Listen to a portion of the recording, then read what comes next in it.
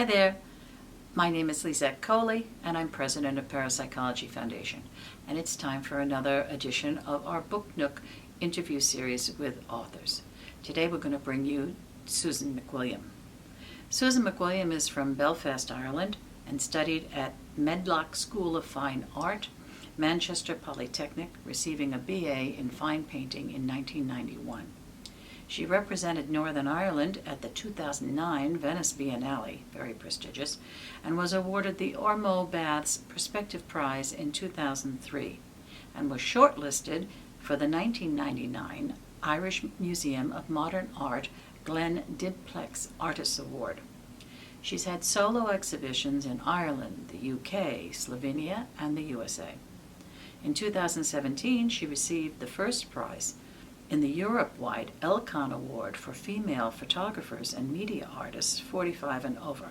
But when you get a look at her, believe me, she doesn't look her age. She's a lecturer in fine art at the National College of Art and Design in Dublin.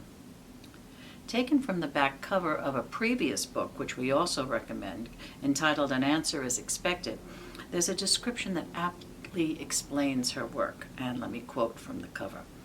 The researchers' quest for answer and their attempts to gain visible and tangible proof through experimental testing and repetition fascinate Susan MacWilliam. Her videos, photographic works, sculptures, and installations investigate obscure and overlooked histories and reflect on the research, experimental apparatus, and personalities of those involved in parapsychology and the study of perceptual phenomena. The images and narratives of the esoteric, the historic, and the peripheral run through her work." Unquote. Now, Modern Experiments, which is the book that we'll be showcasing today, recently published by F.E. Mcwilliam Gallery and Studio, which is no relation to Susan, documents the survey exhibition Susan MacWilliam Modern Experiments, which toured Ireland in 2016-2017. Again, taken from the back cover, Modern Experiments represents a unique body of artworks that explore phenomena and concepts falling beyond the boundaries of conventional fields of science and psychology. Her installations and videos immerse the viewer in curious talks of vision and perception as they are led through histories of psychical research and studies of sensory and extrasensory phenomena. She uses diverse forms of reconstruction, portraiture, and storytelling to explore personal and social histories. Her detailed research with historical archives and her friendships and interactions with her subjects allow for idiosyncrasies to come to the fore.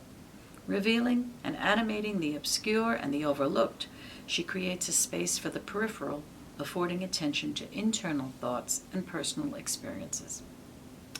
Well, my mother, Eileen Coly's, and my personal idiosyncrasies are definitely apparent within the context of her work, and I can attest to continual wonder at, with awe, the creativity she uses to pull this all together. Over the years, a very warm friendship has grown as we welcomed her into the PF family and also my own family, and welcomed her to our obscure and, yes, at times overlooked world, where she is making definite progress in continuing to get us the answer that is expected. So, with pleasure, let me introduce Susan MacWilliam. Well, before we dive into a discussion of your work, Susan, how or why were you drawn to the paranormal? The way that I was drawn into the paranormal was really kind of by accident, I think. I'd been working as an artist probably for about 7 or 8 years after leaving college. I'd been making paintings, and then I'd been making sculptures and installations, and they were becoming more theatrical in their setup, and there was almost a sense that they were hinting at the possibility of movement. So I became curious about whether I could start to work with a camera and make moving images. So you weren't a photographer? No, so I wasn't a photographer in fine art painting. Hadn't used photography at all within the practice. And I applied to the Arts Council in Ireland for some funding. I bought a small camera, video camera, and at around the same time I happened to see by chance a documentary on television about spirit room photography. And I was instantly captivated by this strange period of time when mediums were presenting themselves at seances to public gatherings, and these substances were emerging from their mouth. There was this stuff called ectoplasm coming out. There were maybe faces appearing, hands appearing. Sometimes there was apparatus such as spirit trumpets. And I was fascinated, I suppose. It wasn't a subject that I knew anything about, but I was fascinated in this idea about people trying to contact the dead through mediums. And something of the theatrical aspect appealed to things that I'd been exploring in my work beforehand. So the idea of the medium sitting within the cabinet and the curtains of the cabinet and the audience sitting there with this anticipation and expectation of something about to occur. So really it was very much to do with the visuals, I think, initially. Not so much the survival hypothesis. Not so much that. It was something about I suppose, and as an artist, I'm curious about things maybe that are on the periphery, maybe that are a bit left of centre, maybe things that are a little bit unconventional. So there was something certainly about these actions, and I suppose in a way there's something as well about how I was seeing the body presented within these that intrigued me. So I mean, what has really fascinated me since is actually this kind of collision of modern spiritualism and the popularisation of photography. So, you know, in the mid-1800s, we have the birth of modern spiritualism. So it's in its infancy, yeah, use of photography. Absolutely, and science and photography is becoming more commonly used by people as well. So there's an interesting aspect, I suppose, about how photography maybe was able to present scientific proof, you know, of what's happening within the seances. And also then I became very interested as I developed works in thinking about this idea of the medium within a seance as a body that produces images, either ectoplasm or images through the voices or the narratives that are coming through them, and that the camera within photography is a body which produces images. So this idea of the camera looking at the body is very interesting because of this, I suppose, circular aspect to it. So that's the net that you got ensnared in at this point. And I mean, I don't know if you want me to talk briefly to the first piece that I made, or... Well, I tell you what, we'll come to that, I think, because I wanted to mention that it seems very young. You're very young to have had a retrospective that are depicted within modern experiments, and it seems to me that you have many more years to go and much more productivity. So can you speak to that? I mean, how did that all arise? So I had an exhibition in 2008, which actually was an exhibition in London of work that I had done with yourself and the Parapsychology Foundation, which centred around Eileen Garrett.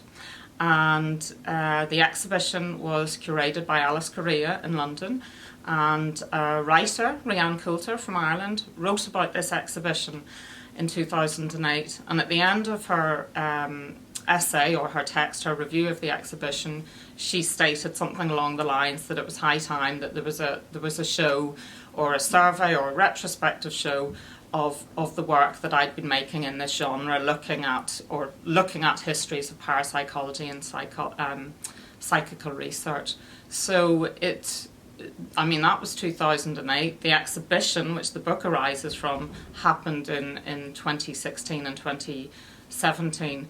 So really, I had twice as much work by then within this area. But really, it was initiated by a curator, Rhiannon Coulter, and it was something that I was very interested in doing as well, because the works are made individually, but collectively I think there are very interesting engagements between the different works, and because they explore these ideas of mediumship, telepathy, X-ray vision, fingertip vision, dermo-optical perception, telepathy, perception, vision. Yeah, once you have a number of these works collectively in a space, you're in this soup. Yeah, they films, be they projections, installations, sculptures, objects, photographs, 3D stereoscopic images, you actually then kind of create something which is very dense, and both talks to the audience about my practice and the development of my work in terms of different processes that I use to explore these subjects, but also create something then about the characters and the players within this field, because I am looking at historical narratives, historical cases. They closely look at individual people within the field, both subjects, mediums and researchers. So a bigger narrative, I suppose, is created once the opportunity. So you grew like Topsy, basically. The work did, burgeoning, and sort of throw a pebble in a pond. Absolutely, and one sure. piece would lead to another, and I would just be struck or fascinated. After I'd made one piece of work, I would find maybe a single image of something, and I would want to know more about that. And you're off and running. Yeah, so actually, when it started in 1997 or 1998, when I started working with the subject matter, for me, working as an artist, it was quite different, because I really was starting to research things in a way that I never had. And so then the engagement. Now, you were like a tabula rasa, weren't you? I mean, you brought no preconceived notions. No preconceived ideas or anything, just phenomenon. very curious and very taken. And so then working with historical documents, or even with the case of the first work about Helen Duncan, I was looking up the court proceedings that followed her trial in 1944, so I was looking at old newspapers. I'd be, eventually then I would start to work with archives around the world, So it really took me places that I could never have anticipated. Yeah. And it didn't come out of a kind of interest in the subject that I had all my life. It was really almost something that I fell into by accident. Interesting. Yeah. Interesting. And then became very compelling. Well, how many of your artworks are included in Modern Experiments that's just come out? I think we have about 26 pieces that were in the touring exhibition and which are represented in the book. And so they're in various forms. So some of the works are video or film works, which might be shown on monitors or as projections within projection spaces. Some of them are monitor works, which are parts of larger installations, such as Coup de Box, the piece which is about Coup de Box's X-ray vision, or Headbox, which is an installation which looks at the dermo-optical perception of Rosa Kuleshova.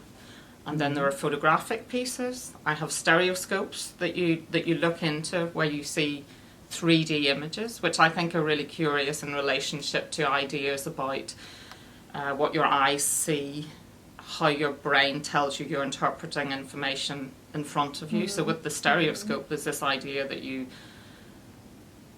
there isn't actually the thing in front of you, but the way it's represented. Well, having experienced your stereoscopic work in Eileen, I think it goes a long way to bring the viewer or the art patron into that world. Absolutely. And they get engaged themselves somehow and have more of a visceral reaction to so what you're trying to put together. With the form of the stereoscope, it is really kind of using a form that echoes the ideas within the field that I'm looking at, where you are trying to figure out what this thing is in front of you. Is it real? Is it not real? What is it? We've been trying to figure that out for a long time. So I have photographs, sculptures, there's neon pieces. So there's a variety of forms that I would work with, to explore different pieces. And it's often that I don't know exactly what, I generally don't know what the work is going to be when I start making it. So it takes on a life of its own. Yeah, and it emerges out of time and close study. Process. Yeah.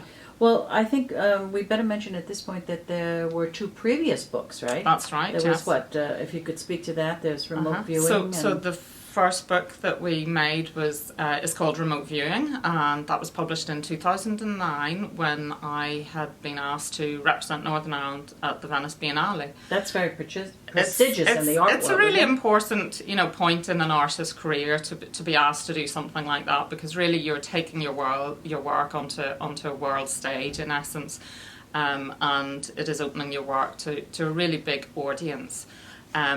And doing that project enabled me to develop quite a significant new work, Flammarion, and to present Flammarion, a film Eileen about Eileen Garrett, and Dermo-Optics, a piece of work that I made with Yvonne Du Plessis, the researcher of Dermo-Optics in Paris. So, which, by the way, the foundation also founded. Exactly, which I discovered soon after working with yourselves. You had supported her work. And published a monograph. That's right. Yeah, so Remote Viewing is the first book which looks, it represents those 3 works. Um, And is that still available? it for is still purchase? available, yes. Through Amazon, Yeah, through I Amazon, presume? yes. And then we have a series of essays within that book looking at my practice, that sort of closely sometimes at some of the individual works, and then sometimes a wider Perspective take. as to where Yeah. it all fits. Yeah. And the next one that led you to? Yeah, and in 2014 published An Answer Is Expected, which is a kind of different form. That book takes a slightly different form and would be more what I would call an artist book. In I suppose in the sense that it doesn't have an essay, there isn't a kind of descriptive perspective or take on my work from an external point of view.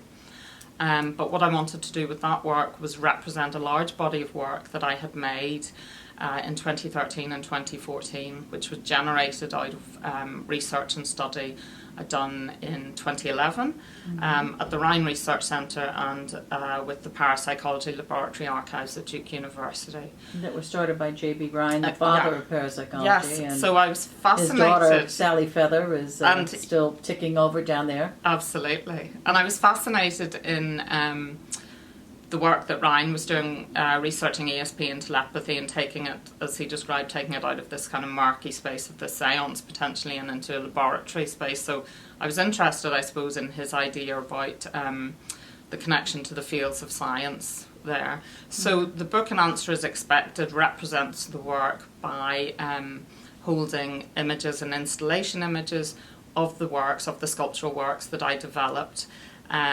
And it also then has a transcript of the audio from a large film. Which I find very, very useful. I mean, that's, and you've picked up some strange, well, not strange, but rarely heard from people that you see in the literature, but you don't have a feel for. Yes, so this was when I was working at Duke. I had met Seymour Mouskoff, who is a emeritus professor in the history of science at Duke University, and he had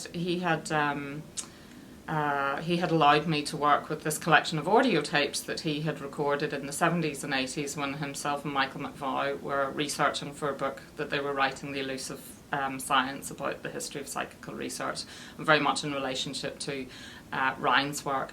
So I was able to work with these extraordinary tapes, recordings with Dr. Ryan, with Louisa Ryan, with Gertrude Schmeidler, with Gaither Pratt, Gardner Murphy.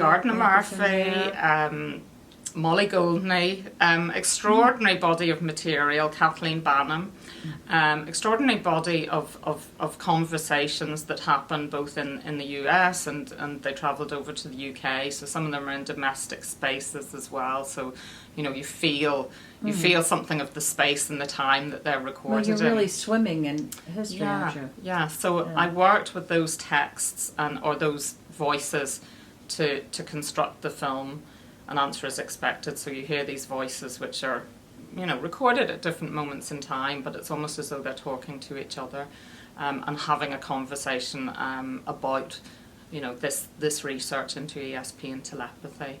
And then the visuals of that film are visuals that I gathered and scanned. I scanned old photographs from the Rhine work, and I worked with documents, and I made objects then that I use in the film. So the book An Answer Is Expected has a transcript of that film in it. Well, let me ask you, who's expecting the answer? Wow. How'd you get the title? Yeah. Leading question, of course. Yeah, so the title An Answer Is Expected, this is one of these beautiful sort of or fortuitous or unexpected things that happens when I'm working with archives. And when I work with an archive, I usually have an initial sense of an interest in the subject, but I generally don't go in with any kind of preconceived ideas or expectations about what I'll find, because I don't know what I'm going to find. I don't know what's going to be in there. I don't know what's really going to strike me as the thing that I want to kind of work with and tease out. Yes.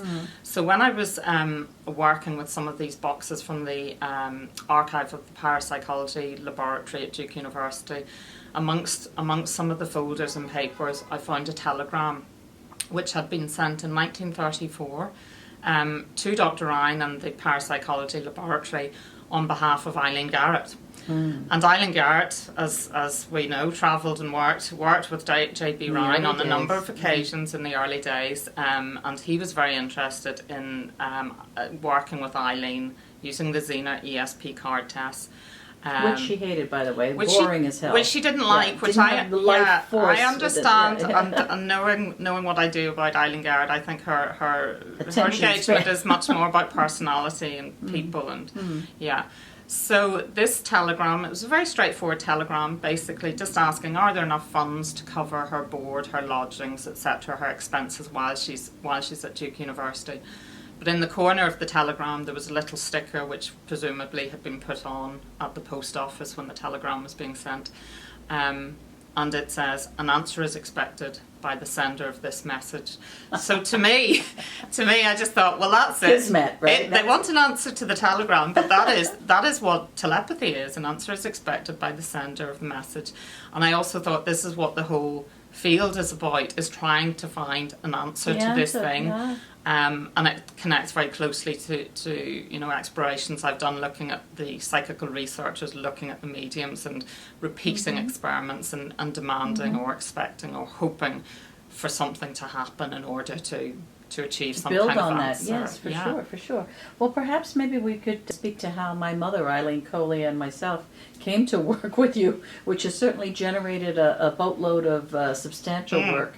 And we also, in the meantime, fair disclosure, we formed a treasured friendship. Absolutely, yeah. So, I mean, that's quite a story in itself. And perhaps I go back maybe a year before I met yourself, to 2005, which is the point when actually I started working with people in the field, directly in the field, to produce my work or to develop it. Prior to that, I'd very much been using myself or my body as the subject within the films, in the studio, and the last person, and Experiment M about Kathleen Gallagher. Yes. So I had been making a piece of work called Headbox, which is about Rosa Kuleshova, who had been the Russian psychokinetic fingertip vision. She was being investigated for in Russia in the 1960s. And as I was carrying out my research into her, I came across Yvonne Du Plessis. And Yvonne Du Plessis, born in 1912, was still alive and well in 2005. Well, she lasted till what? 105. Yeah, 100. But that's good French wine. Yes, absolutely. Yeah. Oh. Well, as I say to everyone, I think parapsychology keeps you young, and asking questions of the world and being curious and inquisitive really kind of keeps the mind ticking.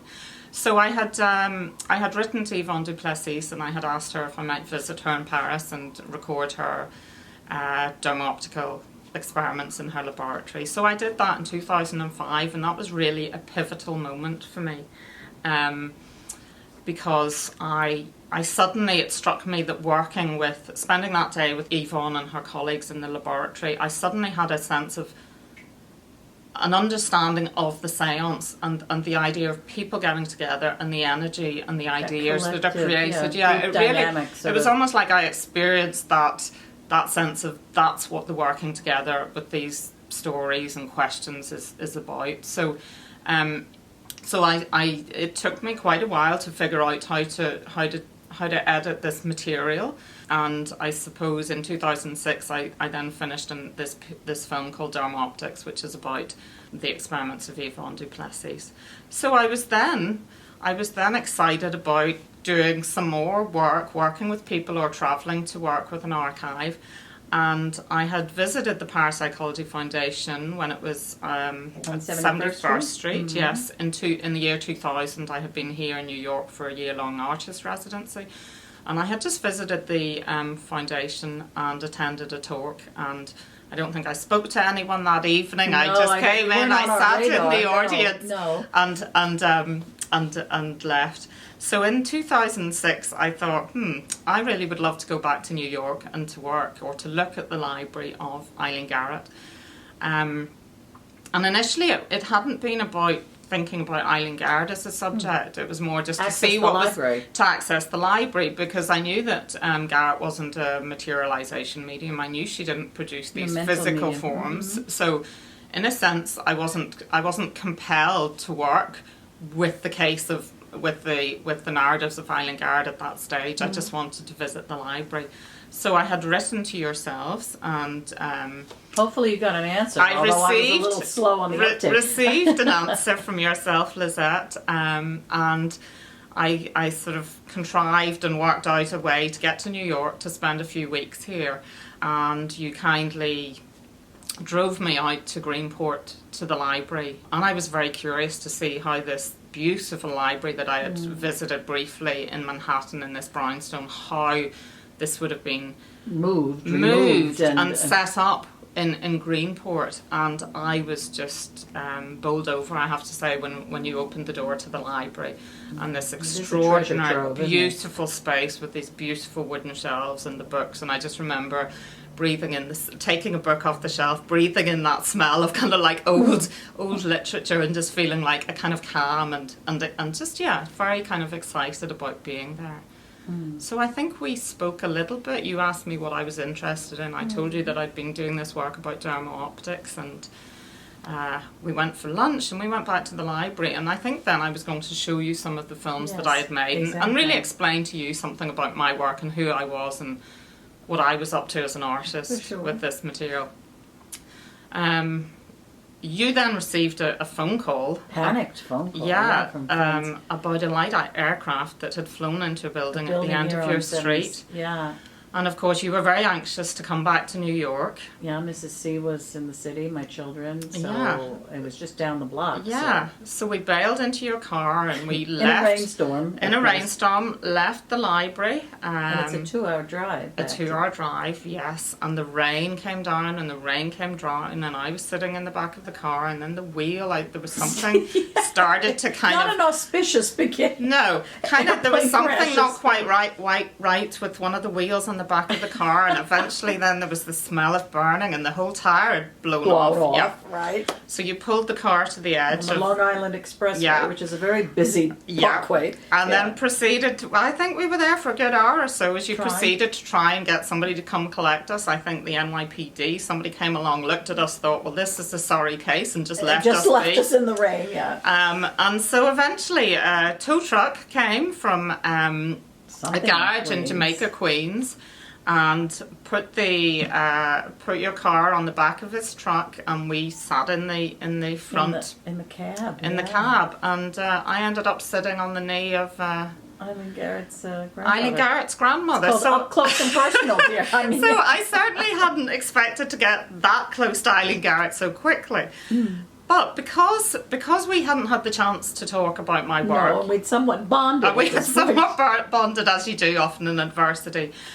You had invited me to come and meet with you in your apartment. Yeah, you really should. So this was really nice, because this meant that when I came up to visit you, you had your mother, Eileen Coly, who I call Mrs. C. Yeah, you and others. Yeah. And I met both of you, and I had an instant kind of, I suppose I had an instant pull as well to Mrs. C. She felt sort of familiar in a way.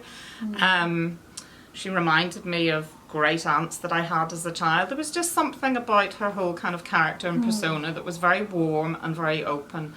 And I proceeded to just talk about the work I'd done, to show you some examples. And then both of you just started talking to me about Eileen Garrett. And it was extraordinary. It was like these doors opened. It was like it was as if yourself and Mrs. C were acting as conduits to Eileen Garrett, who had died in 1970. You were just all these narratives, these stories that you were that you started to relay to me. And it's very strange, because it's rare that Mrs. C and I would do that. Right. Because we held to our administrative status, as it were, and really didn't let people into our familial world. Well, so there seemed to be I felt very privileged. Recognition of commonality between us all. I felt very privileged and completely. Well, maybe being Irish helped, since Garrett was Colleen herself. So I felt very overwhelmed by and completely. My God, Eileen Garrett, this woman is something. Never mind, she didn't produce ectoplasm. This woman is something. So then I think I asked if I could come back another day and actually just record yourself and Mrs. C talking Babbling. about Garrett. So we arranged a few days later for me to come, and I recorded both of you. A beautiful kind of setup where you're sitting on a chair either side. Didn't we have a picture? There's of a table with G? Eileen, or with Mrs. G. with Mrs. Eileen C, Garrett in the centre. So having these three generations of women in front of me was really kind of quite powerful then in terms of starting. And that was the beginning of the Eileen exhibit. The beginning. Yeah. So that was the beginning of working with Eileen Garrett. That's quite an introduction. And an association with the Parapsychology Foundation. Well, I know firsthand, but I do realize that part of your work, or a lot of your work, most of your work, stems from the formulation of in-depth relationships with your subjects. So do you have a sense of what draws you to particular individuals? Is it their work? Is it their personality, their place within academia or research? I mean, why, we fell into our relationship, but why others? Do you have a sense of that? That's a good question, and certainly the work. I have been very lucky to develop some really good relationships with some of the subjects of my work. So, meeting with yourselves was, again, this was really important because you. The following summer after I had first met you, I came back to New York and worked very closely. I then travelled to Halifax, Nova Scotia to attend the PA conference, and I had asked yourself, Mrs. C, who should I talk to that would know Eileen Garrett? And you had said Ellender Harrelson, Rex Stanford, Bill Roll and Stanley Krippner. So I met all of them and I recorded them. And Bill Roll in particular, I kind of struck off kind of quite sweetheart. Yeah, he was, and we seemed to hit it off quite well. And so Bill actually then, we went for dinner one evening and we chatted. He told me about his work, and so I really warmed to him. And Bill is somebody then who I recorded him then, and later I went back to record Bill for Flammarion, one of the pieces I made for the Venice Biennale, and met him prior to that again at Utrecht when I travelled there for the PF conference. That was in what, 2008? Yeah. 2008. So with Bill particularly, he had a sense of the things I was doing with my work, and he was very responsive, and he very much enjoyed my approach as an artist, looking at the subject matter as well. So so some of the pieces have really been very much about. Also, then some of the works become almost like portraits, I feel, of the people. So they're not just necessarily about the work that they've done academically or in psychical research or parapsychology, but I think that they. So it's the persona. Yeah, well, I think they're about their kind of their personality, and that's an aspect that I'm very interested in as well. Is personalities and what that is. And of course, if you're able to develop a kind of close sort of friendship with someone, makes it so much easier. Then let you into their, then there's really sort of fascinating things that emerge that you can, little conversations just come out of casual spending time together casually as well as more formally as well. So I call people like yourselves and Bill Roll, I would call you my collaborators, because the work is very much about what you give to the work too. Also, it's not just about me imposing something on it. And so I suppose developing those connections, those close connections, and sustaining them hopefully allows for the subject, yourself in front of the camera, or Mrs. C or Bill Roll, to be comfortable with talking around the subject as well. So I'm quite fascinated by not just the research but the lives so of these people in the field. Sort of also, and how people interconnect as well, and so I've become quite interested in the histories and the narratives and who was here and where at different points. Who's on first base, what's and who overlaps, and that and so that was really interesting then when I worked with the Duke University archives, because of course Bill Roll comes in and out, Eileen Garrett comes in and out. There's correspondence between Dr. Ryan and Yvonne Du Plessis in Paris at a different point in time. Yeah, it's a so then small everything world, starts yeah. to knit together, and this web of connections emerges. And I suppose that's something then that becomes very apparent when you see a body of work in the And then you retrospective. have the backdrop to be able to pull Yeah. these things Yeah. together.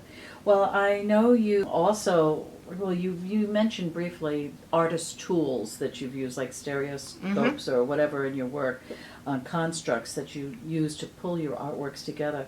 Are there any major themes within your work? I know I sense one possibly of repetition, but could you speak to any major themes that run through? I think threads would be ideas about vision and perception and curiosity, and absolutely I would talk quite a lot about repetition, because it's something that I know happens within psychical research and parapsychology in terms of like looking at subjects and experiments, that there's a kind of repetition of the experiment to try and find out what's happening. So within my work, when I'm filming or editing it, I would often repeat. So actually, in terms of talking about repetition and as a formal quality of the work, I might record something and I might repeat that. So it might be a word. So for instance, in one of the pieces of work about Eileen Garrett, Mrs. C talks about how everyone wanted to get to Garrett. And I use this, get to Garrett, get to Garrett, get to Garrett, get to Garrett. You hear this audio repeated within that piece of work. And I feel like I'm one of those people following in that lineage of people trying to get to Garrett. So I think repetition is a really interesting device to use to draw attention to something, to really ask the audience to focus on something. And it might be something very sort of small, but if visually you kind of repeat that image, you're really drawing attention to that as an important aspect, and sort of almost asking, pointing at the thing. In terms of subjects that repeat through the work, fingertip vision, dermo-optical perception, that has come through different works in different pieces. And hands actually are something that are very evident both visually in my work, in terms of when I've reconstructed imagery of dermo-optical perception experiments. When I've done dermo-optical perception experiments in Paris, you see the hands. And then eyes in your work. Eyes too. as well. Come up a yeah. lot, So right? eyes. So eyeballs and eyes, vision, ideas about the optogram, whether the last image seen before death is retained on the retina of the eye. Yeah.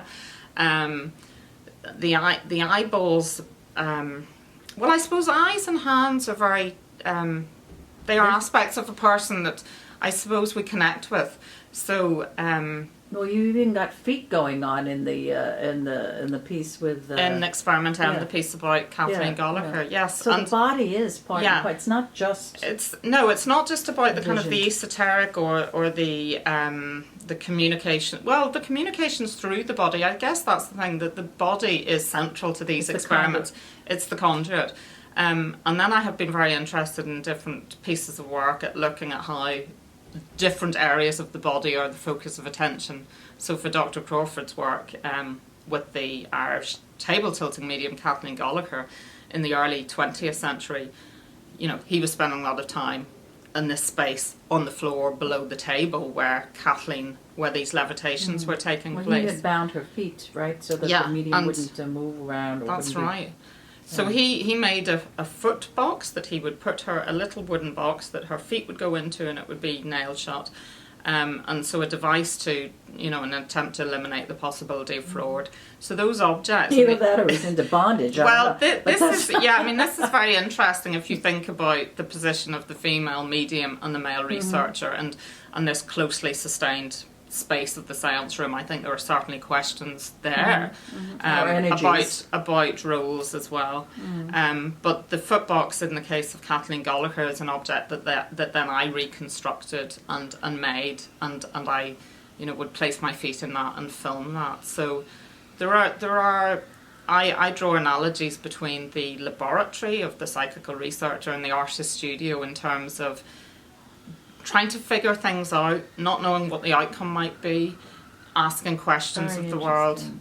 The idea of old apparatus, objects that are used in experimental research, and then sculptural objects that an artist might make. So I think they're really kind of close affinities. Well, we've Um, had discussions personally about the similarities that I resonate to with creativity and that eureka moment Yeah. of psychic function. Yeah. That somehow I think your brains are somewhat maybe wired the same way, or Well, yeah, I think there's a desire to ask questions and to not take things on face limit, but also clearly there's curiosity and a want to be doing things and looking at the world in different ways, and then maybe presenting that for audiences so that they might reconsider participate, things yeah. or stop for a moment to think about the possibilities of certain things like the senses, or ideas about Which is coincidence or chance, or all these things to yeah. Well, you mentioned your interest in archives, and certainly you bounce around in different archives, and I wanted to know if you, although you said you have no preconceived notions going in, but is it really fishing around at random, or do you have some sense of an angle, or is it part of your intuitive, your creative quotient that leads you? I mean, how do you think that all comes? Sometimes yes, sometimes there is a specific thing that I might start looking at within an archive, but I have learnt to allow myself to be very open, because you can sometimes think that you're going to look at an archive, and the thing that you're interested in, maybe there's not, or maybe there's not a huge amount of material about that, and of course the thing about going into archives is you don't know the material till you see the material, so you just don't know what's going to. Well, that's why affectionately in the family we refer to you as the ferret. Yeah. Right? Because you're always nosing around. I really like this aspect of it becomes like kind of detective work as well, and joining dots together. So I'm not going in as a scientist. I don't have a specific subject that that I have to focus on. So for a particular sort of body of research. So I suppose as an artist that enables me to be very open to the possibilities the of what I might freedom to be find. able to just And the things that you find in archives are incredible, and sometimes there's just strange bits of paraphernalia, like a shopping list that's just sort of snuck in there along. So other stuff which is about the dailiness of these people who are exploring and investigating these extraordinary things. Well, that's what also helps me to understand, as Garrett would say, psychic functioning would happen in a moment of a high carelessness, I think she said. Yeah. That spontaneous thing. Yeah. So whether you're being psychic or creative, what you're doing, it seems to me it's it's out there. Maybe it's the same sort of functioning. Yeah. And I get totally overwhelmed with excitement when I work with the archives, and you don't know what you're looking for. I don't know what I'm looking for. You do when you find it. Yeah, when you exactly. Trip it over, but also there's it's a great privilege to be able to work with some of these bodies of material, and the job of the archivist in maintaining these and the librarian. It's really quite. They're really unsung heroes. And because it's quite a responsibility. Yeah. I know with trying to maintain the library and my grandmother's own stuff. It's I feel a very heavy burden. Absolutely, and it's it takes a lot of resources to maintain these collections and to catalogue them and to make them available. And my book. The book Modern Experiments, which accompanies the exhibition, I dedicated it to the librarians and the archivists, because I really wanted to acknowledge that side of it, and how important that has been for me, that I have been able to delve into what they're trying so hard to maintain. Well, how does the art world, per se, look at your works? I know you've received a lot of awards, which would tend to think that they think you're doing okay, but are you looked at as a total oddball, an oddity, or because certainly many of us in parapsychology and psychical research are looked askance at and considered that way. So where do you fall within art, and are they any more open to the phenomena? Because I like to think that the art world is kind of open to lots of different subjects and approaches, and I mean, I remember at one point sort of like kind of thinking, there are very close connections between artists and parapsychologists, you know. It is kind of a little, both of them are sort of peripheral, you know, maybe regarded as peripheral to mainstream ideas. Maybe it's very hard to get a job sometimes as a parapsychologist or as an artist, you know, so there's a precarity to that as a profession, and maybe you never retire from either. I think once you're in it, you're in it. Yeah. So yeah, there are there are similarities to approach, but in terms of how my work would be regarded, I guess within the art world, I think because artists are dealing with ideas about perception, how you interpret things, how you mediate things. I think the subject matter. I mean, sometimes I might get referred to as the person who makes the work about ectoplasm. Yeah, and I like to think it is much, you know, it's wider than that, and it has over time now delved into things which are actually about portraiture as well of the people within the field.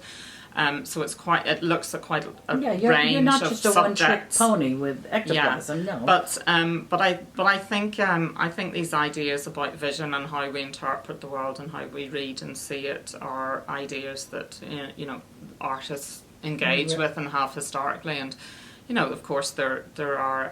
I mean, Hilma af Klint now is getting great recognition for her work about spiritualism. So it's interesting at different points.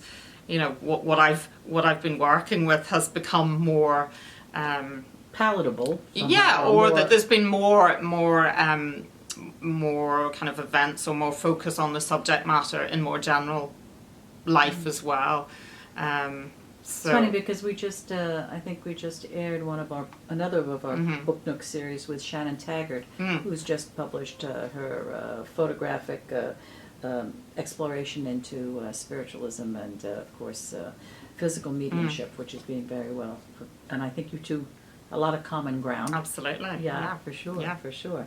Well, what does someone, that was the art world, do you have a sense of what someone comes to your exhibitions who doesn't necessarily think of anything, has no axe to grind with parapsychology? What do they leave with? What do you think they resonate to? Or is it hard to say? Well, it's interesting because when people come to exhibitions or the audience for artworks, I suppose, they are bringing all sorts of different individual experiences. So, I mean, that has been very interesting how sometimes the work has then really people, you know, and sometimes I'm there with the exhibits for a while, so actually I do get the opportunity to talk to the audiences looking at the work. The commentary is, sort of. At other points I install the work and then I'm not necessarily there immediately sort of seeing the responses. But it certainly has, you know, there have been some really interesting conversations that you know, it has precipitated with people coming to see the work, because they will tell me about certain things that are experiences or interests that they have, or but I mean, I think, you know, I think possibly maybe there weren't that many people, for instance, in Ireland who knew about dermo-optical perception, but because I have made this piece about Yvonne Du Plessis' work in dermo-optical perception, and it's been in exhibitions in Ireland, then people are seeing that, they're wondering what that is, they're going away and thinking about that. So I don't know what that necessarily does, but I like the idea of bringing sometimes obscure, overlooked or hidden histories or narratives to new audiences. And of course, depending on what world you live in, what field you practice in, you might know nothing about this subject, or you might actually know little bits. Exactly. So I like the idea that I then, as an artist, can become a kind of conduit to this material to other audiences. And certainly I have picked up that, you know, people that I've worked with within the field of psychical research I've kind of quite enjoyed that I'm taking this to another expanded audience. Well, I think in the tradition of Garrett and Parapsychology Foundation, we at the foundation in its incarnation now are particularly eager to not necessarily get out of the laboratory, because that's definitely a very valuable pursuit, but to, instead of having everybody think that this is really abnormal and this is that the psychic world is all around us.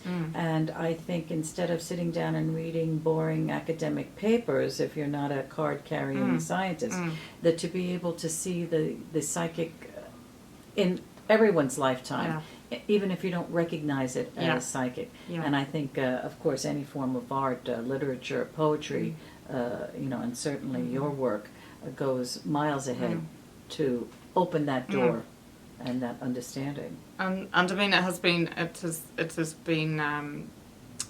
really nice for me that the Paranormal Review and Psychic News have asked me to write about my work as well for them, and that kind of recognition. Yes, but we saw you first. I see you. I see you wearing the Parapsychology Foundation spiral. The onwards and upwards. Yes. Onwards and upwards, always, for sure. So, what's next in your journey, Susan? I mean, would you like to share where your head is now? Are you working on something? Do you know, or do you not know? At the moment, it's quite open. I spent a month last year working with the archives of the Society for Psychical Research at Cambridge, so I have quite a lot of material there that I need to kind of start to work through, and I've been continuing to think about work that I've been doing around the idea of telepathy.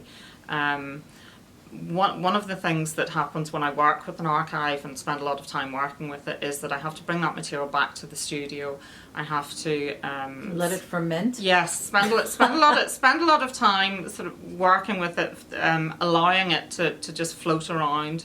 And so last year I developed a piece which was a kind of theatrical piece, but an installation. It had a sort of open seance cabinet space. It was connecting to ideas again about correspondences between the Psychical Research Laboratory and the artist studio, to ideas about telepathy and transferring images beyond one space into another.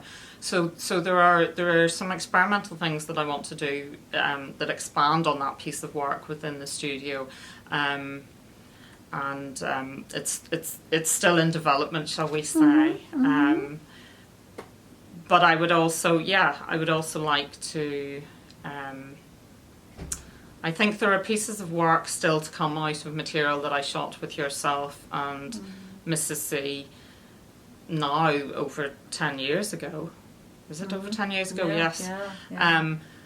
Because we recorded so much material and I developed a number of pieces of work, but there are still narratives and things in there that just keep coming back to me that I want to work with. And maybe having done this retrospective show, maybe it is a good time also to go back to some pieces and you're a cottage industry dear in the paranormal. This is wonderful. Well, I want to point out to our viewers that within the at the end of the back of the book of Modern Experiments, you've got a wonderful detailed timeline of chronology with little notes and this and that I think would be very helpful for, I know for myself, just to understand what the hell you've been doing, but also for your readers and art patrons. So I think there's probably going to be a lot more stuff coming down the pike. And I'm very eager to find out where you're going to jump next, and I guess that remains to be seen. So I want to thank you very much, Susan. Hurry back, and we'll continue to stir the pot. Thank you. Hi there. My name is Lisette Coly, and I serve as president of Parapsychology Foundation. I want to welcome you to the Foundation's YouTube channel. There's already a wealth of information available posted, and we have plans to continue to post our classic lectures and new materials, so you don't want to miss out. So hit that bell, please subscribe, and you'll be notified. And hope you enjoy.